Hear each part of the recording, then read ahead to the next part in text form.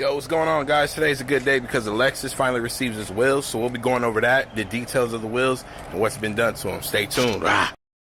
So before we go over the wheels, guys, pretty much I decided to change the color of the lug nuts to match the color of the calipers. Stay tuned. This is pretty much what I do. Hey, yo. It's your boy, the Feeling Beats.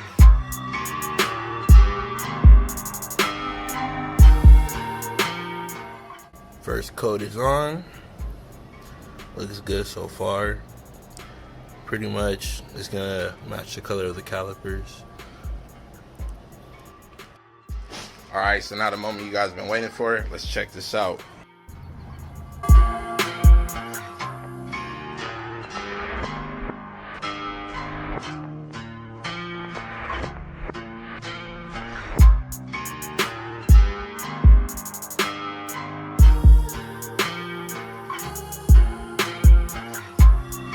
So the wheels are pretty much work Durandell's DD 5.2s, two-piece welded wheel. I pretty much acquired these wheels from my sponsor, Auto Couture.